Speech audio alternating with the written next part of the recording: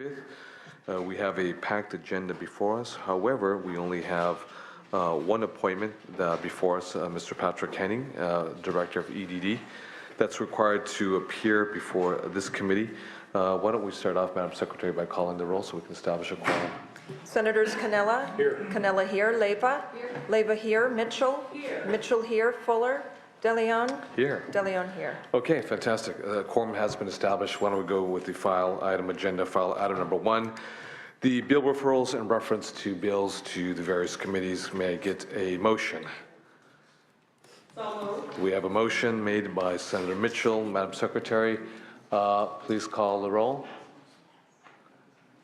Madam Secretary, can we get the roll call, please? That is, Madam Secretary. Please call the roll. Thank you very much.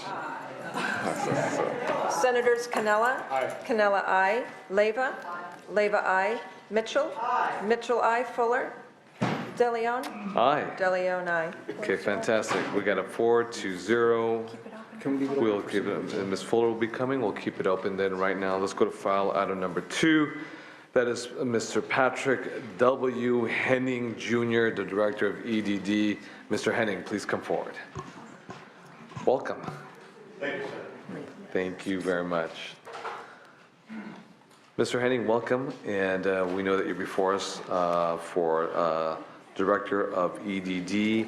Why don't you, if there's anyone that you would like to introduce, please do so. And if not, either way, please make your presentation. I definitely do, Mr. Pro Tem. My former Director of the Employment Development Department, my father, Patrick Henning, my mother, Regina Henning, my wife, Jennifer Henning, and my brother, Michael Henning, who works for the other house, are all here today. Who would your brother be? He's behind your mother. My little brother. He's, you know, but we hiding behind your mother. Exactly. Where all good sons are. Okay. Yes. Good sons. There you go. Good Irish Catholic family. You know. Yes, sir. There you go. Please proceed. Good afternoon, Chairman and fellow members of the committee. I want to thank you for taking the time to schedule this hearing for my appointment as Director of the Employment Development Department. It's been a tremendous honor that Governor Brown has appointed me to such an appointed position at this crucial time in our state. To running a large and highly diverse department with such a rich history dating back to 1915 with the creation of the state's employment bureaus. I would be remiss if I didn't acknowledge to the committee that overseeing a department with approximately 85,000 employees that provide critical services to the 1.3 million employers and 18 million workers in the state can be quite a daunting task. I'm truly amazed at how many working Californians rely on our services every year.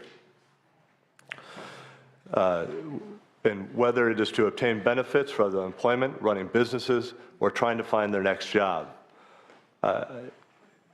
We have a tremendous staff at the Employment Development Department as well. And I'm incredibly honored to be a part of that team leading to help solve the state's problems. Their commitment to public service is inspiring. Their dedication to help the unemployed, their dedication to help people through a difficult period of time with temporary disability, find a job, or even help pay their taxes to the state is an incredibly daunting one, but one that they do honorably and admirably.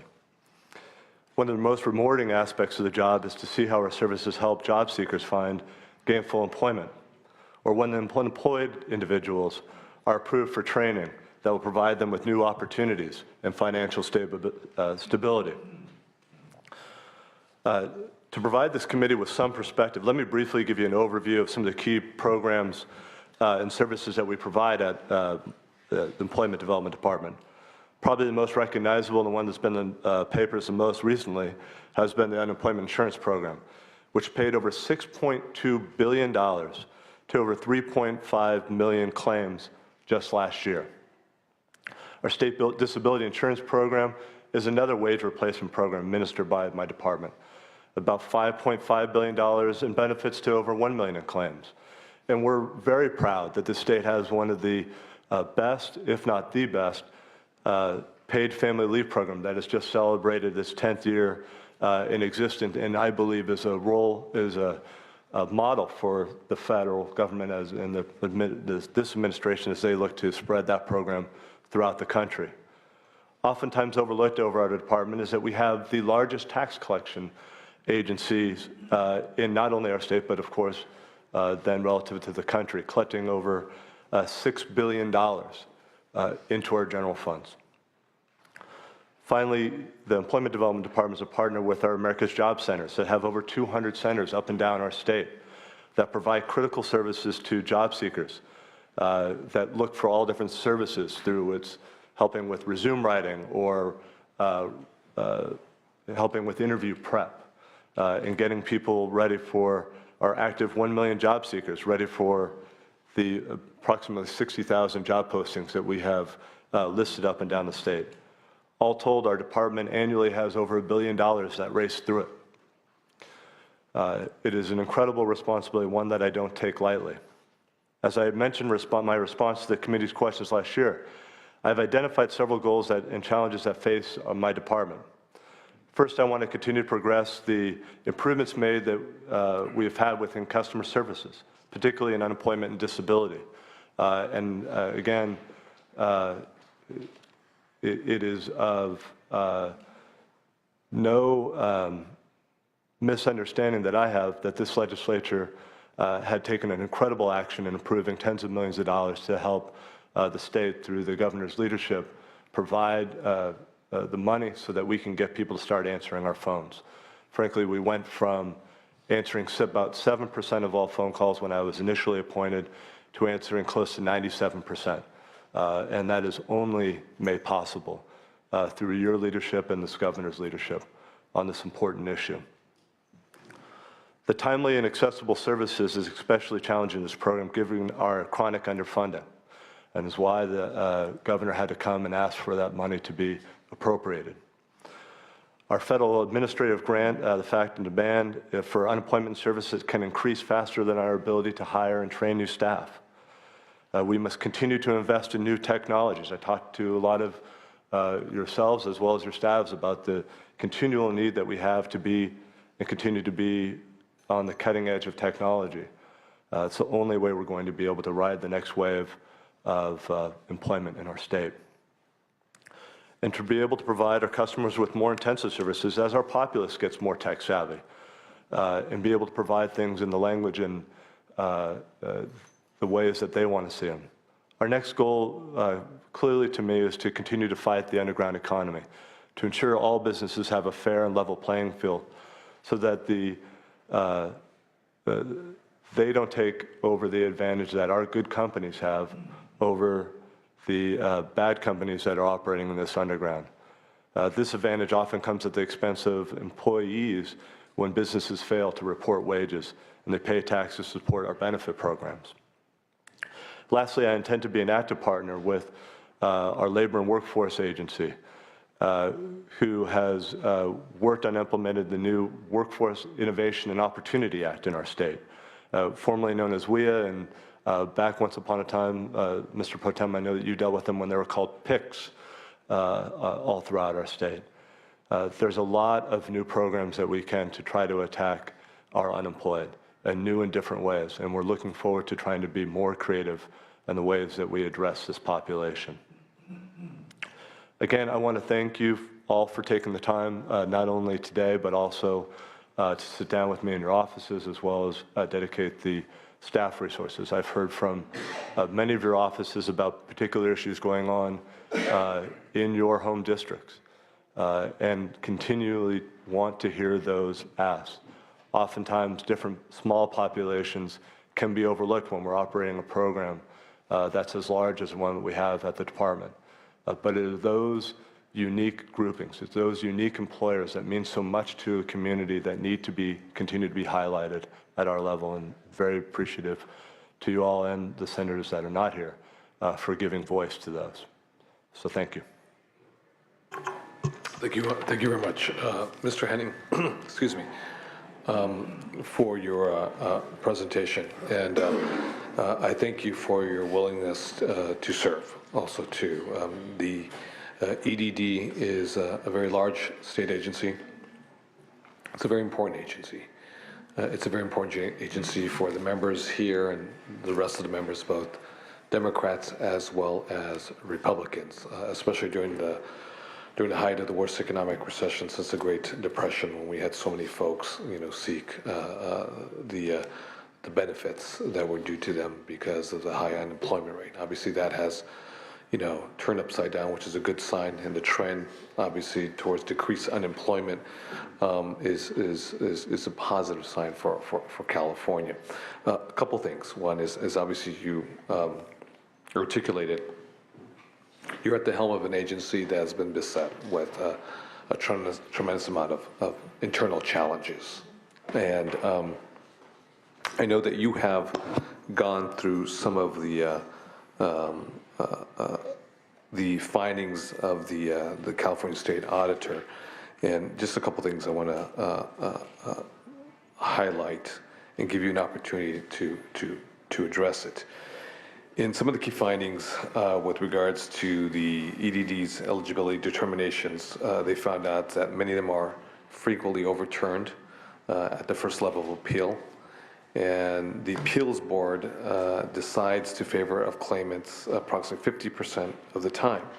Now, some of the highlights of the findings are the EDD makes determinations that the claimant made false statements without adequately establishing that the statements were made willfully to receive the benefits, that EDD does not always successfully contact both the claimants as well as the employers to gather the necessary information before making its benefit eligibility determinations. And lastly, that the EDD Internal Audit Evaluations Division found that the EDD staff often conducted insufficient fact-finding before deciding to deny claimants of unemployment benefits to those who need it. Obviously, the one thing that you did highlight was the issue of efficiency, professional, customer service to many folks who are down and out and out of luck right now and trying to survive in an increasingly difficult, environment to find meaningful employment. Good thing is our trend is decrease unemployment right now. Obviously, we have, a tremendous amount of underemployment in certain regions of the state, but the issue of customer service, you noted it. I think phone contacts or lack thereof was hovering in the single digits at 7%. It has increased to what you stated to 97%. Well, you have 87%. 87%. It's incredible. It's still a remarkable, improvement. The 87% is a human contact. Of the people calling in, that's the percentage of people that we connect with. What does connect with mean? When you say connect with? We answer the phone, that they talk to a person. So that, not answering the phone, but when that phone is answered, they get to either eventually to get to a human, or a human does contact, pick up the phone. They get to talk to a person. They get to talk to a person. Okay, specifically, because we can, the 87%, we can sort of slice and dice it and really get down to. Yeah, and you can slice and dice the amount of people that call in. That volume is much higher, of course, because during the height of the problems the department was having, you had people calling in up to anecdotally, I'd hear 30, 40 times. And so you multiply that by one claimant. If you're able to answer it the first time, then you don't, of course, have 30 more phone calls into the system. Sure. So here's an opportunity for you, before us, to identify what you see are the greatest challenges that the EDD faces as the newly installed director by the governor as the appointment, and what you plan to do to tackle the issues that you identify as the biggest challenges that's facing EDD. Let me start off by reflecting on the audit, because I think that the way that, frankly, the audit was reported in the press didn't paint the fairest or most accurate picture, because 95 to 96% of the time of all claimants that file, we file them correct the first time. So you take the claimants that file, you subtract 95, 96%. They are done correctly the first time, not appealed. of the percentage that's appealed, so you're looking at 4 to 6%, of that percentage, 50% of those are overturned. Now, that's 3% of the total population, 3% or so. That's still not acceptable, because if you're able to get your benefits, you deserve those benefits. But the article in the LA Times, the way that it's been described, seemed to infer that 50% of the time people aren't getting their benefits. And that's just simply not the case. 94%, 95% of the time, on the first time somebody applies, they get the correct benefit payment. They get it right the first time. My department has gone through a lot. And the reason why I go back to that, the reason why that's so important to me, is that we have a committed workforce that works extraordinarily hard on these, under difficult situations. Many of you have worked for public service agencies in the past or dealt with your own constituents. And oftentimes, by the time they reach out to a senator's office or a legislator's office, they're at their most dire time. We can do better, and we will do better. Currently, we outreach to the employees and to the employers at least 5 times before we make a final determination.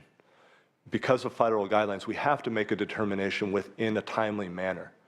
And I believe that's about a 30-day period of time. And I may be wrong on that, but I believe it's right about that. So we have to make a decision at that point in time. We may not have all the facts.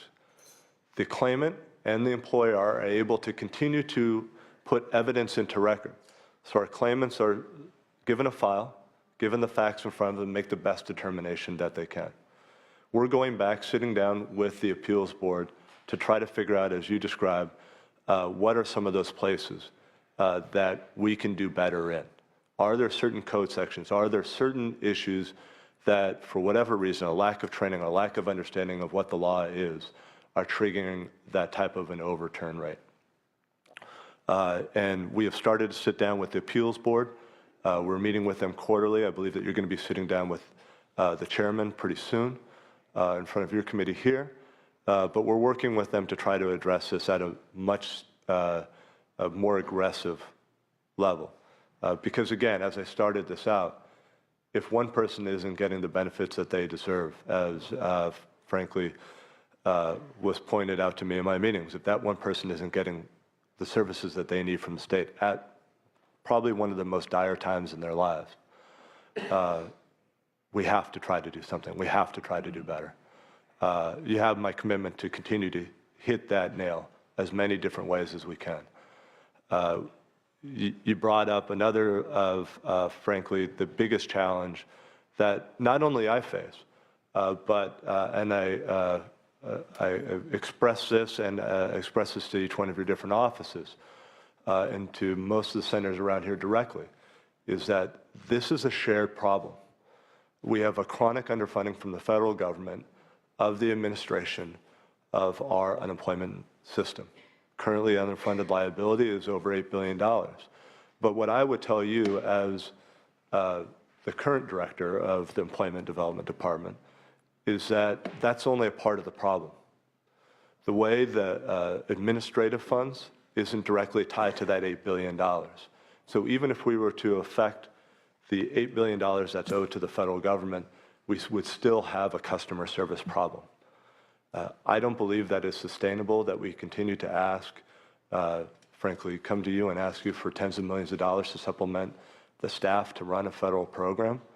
I do think that there is some action and was heartened by Senator Fuller's commitment to also, from the Republican side, and frankly, Senator Canella's commitment to sit down with some of the leadership on a federal level. He's a Republican still, right? You're still Republican, right? He just referred to the Republican side and he referred to you. I just wanted to make sure you're still Republican and there was some switcheroo one time. I will tell you, as you described, these issues are not party affiliated. They're not. These are issues that we struggle with. And frankly, the state has a bigger struggle in some of more rural parts of California. In San Francisco, we have an unemployment rate of 3 or 4%. In areas, and frankly, in Senator Canella's district, they're upwards of 20%. Many senators are facing this type of dichotomy, and we have to figure out a way to attack this better. And frankly, the federal government needs to help us along this path. So let me ask you, Mr. Henning, before we open up to questions, commentaries from the members. Going back a little bit, the original question is, what are the biggest internal challenges that you see within EDD, and how you plan to meet those challenges? Let's go back. So I know you threw a lot of stuff out, you know, the UI, the insolvency issue at the federal level, the customer service, the shared issue, without a doubt. But let's sort of go back a little bit, and for clarity purposes, you give us a couple of what you see are the biggest challenges right now within EDD, and specifically how you think. And you don't have to have the perfect answer. None of us have the perfect answers for a lot of the gargantuan issues that we face every day, right? We know that we try every day, but give us a ballpark figure how you. I would tell you, Mr. Pro Tem, newly coming into your position here, I'm sure that you're feeling this. I know you are, frankly, but challenges with staff. Making sure that I have the right training for our employees so that they can give the best customer service out there. Making sure that we are good stewards of the public funds. Like I said, you know, frankly, as you reflected, our economy has gone through a lot recently, and fairly quickly. And I think it does speak to the resilient spirit of our state. But that said, when we hit times when we were cutting, frankly, I referenced earlier, my father was the department director. The department was twice the size when he was director. And we're half that size now, and we're still having to provide the same level of service to Californians, and we have more employers, frankly. Do you think past leadership of the EDD perhaps, you know, created many of the problems that you're facing today? I think the father's problems are the son's problems now, but we have some of the same challenges, sir. I think there are a lot of differences between us, and a lot of differences in the economy right now, and the way things have come. We have to get that trained. The first thing that went out the door when you start looking at where do you cut in a department, it was the training. And frankly, one of the things that we've brought back through your Senate augmentation, through the governor's leadership there, we were able to hire approximately 400 new employees to answer phone calls. But they had to be trained. We had to make sure that they were ready not only for the old system, but ready for what we're planning in the next iteration of unemployment insurance in the state. And that's proved challenging. You have to go at it once, and they have to keep going at it. As all large employers face, those are big workforce issues. And getting them all to work together has been a challenge. The state's procurement process, I don't need to tell you, has been a daunting one. And one, frankly, I don't think I fully appreciated until sitting in this seat. Those are the two largest. Thank you. Thank you. When we open up for questions and commentaries, we'll start with Ms. Mitchell. Thank you very much, sir. As I was just listening to your last comment, and I was reminded about, for me, when we engage in debate about the appropriate size, not so much the role, but the appropriate size of government and those who advocate for smaller government, I think about instances like this, and that government's role is to not make widgets. Government provides services, and so when we downsize government, that's typically having a direct impact on the service that government provides to the residents of the state of California. And so the cuts we made, we're now experiencing the fallout. I appreciate your time, your partnership over the past year in my efforts to reach out just to get some relief and provide some relief to my constituents, and the ways in which we've been able to do that. I provided you with 3.5 pages of questions and comments from my district office staff. All of us, our district offices, are on the front line of receiving calls from our constituents who are looking for relief, direction, some assistance. So I appreciate you taking them.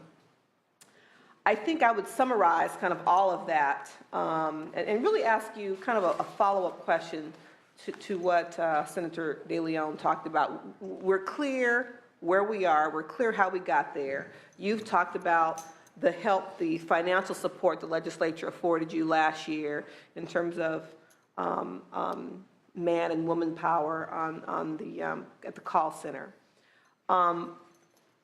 The issue that I'm continuing to hear from my district office is, yes, the phones are, a few more people are getting through to humans, but then the issue is the quality of the experience once they talk to someone. So when you run a large call center, it's not just wait time, it's not just do you get through to somebody, That's right. but once you get through to somebody, was your question answered and were they the least bit helpful?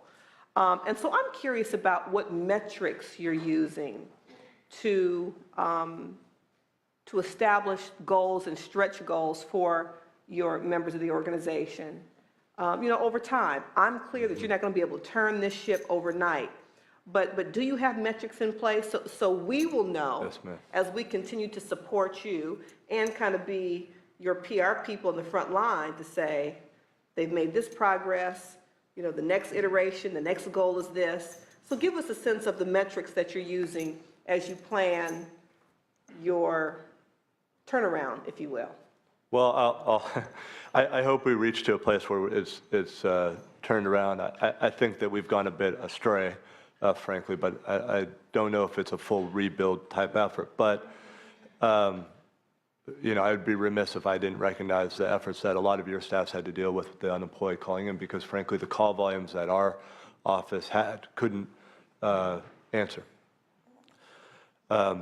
We do have to continue to train and go at that, and we are doing additional training. We're cross-training folks now, taking some of our more experienced workers and making sure that they take their experience working within the system and let those new employees, those employees that I just mentioned, those 400 new call center folks, get more information on how to keep the folks down. I mentioned talking to you earlier about making sure that we had training for those folks so they could be more comforting to the folks that are experiencing this period of unemployment.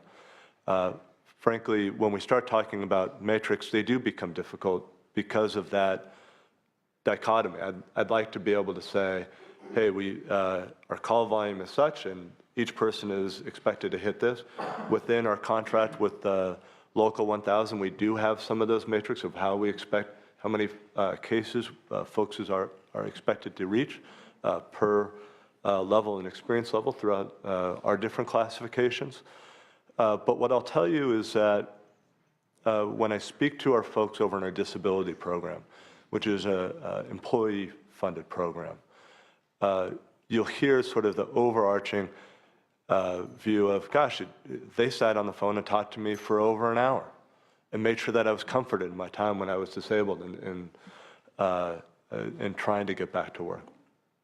And then you talk to somebody over that's out of, and I'm making very big generalizations, over an unemployment section that are very matrix driven and are just trying to get to the next phone call. And when I came in there, I just said, gosh, we have these two customer service centers. How do we take, frankly, over an hour, that's a little too much. And frankly, and hitting people like they're a widget, as you point out, that's not where we need to be either. And so we got to start crossing. We got to start taking the experiences that the folks have in unemployment insurance and share them with disability insurance and vice versa to try to get to that better place. The new computer system, as I've brought out to and shown a lot of the staff folks within the Senate and legislature, because I do believe that you guys are our biggest cheerleaders, as your staff felt and as a lot of your office felt. In times of high call levels, you become, in some ways, EDD employees one way or another. And that's not necessarily fair if we don't give you a little bit of training. So I've been working both with the majority and minority staffs of both houses to make sure that we give those types of trainings. Also inviting you out to see what we have in store next and what we have planned so far. So. You mentioned timeliness kind of metrics. What about quality assurance? I know that's sometimes more difficult to actually measure, but as we've talked about that being kind of the next, at least from our experience, horizon to conquer, are there quality assurance metrics also that are in play? I think those are really hard to measure. And it takes a little bit better management and getting that message down from the top. I take that as part of what I need to be doing. And it's part of the reason. That's right. It's a culture shift. And of all entities, big or small, that's oftentimes the largest struggle that you're going to have is that cultural shift. I think our department is coming around. I'm trying to use some of the good stories of folks in workforce services, of people getting a job, people reaching that other side of my department and reaching a full level of employment from being unemployed. Taking those stories and helping those people see this is why it's so important to help these folks out at this point. They're hard to get to. We've reached a level of stability in our system that I think allows us to start thinking about those things, and I promise that we will moving forward. But that is one of my biggest challenges coming up, is trying to figure out how do you get at those, what some people would call soft skills, but oftentimes are some of the most important.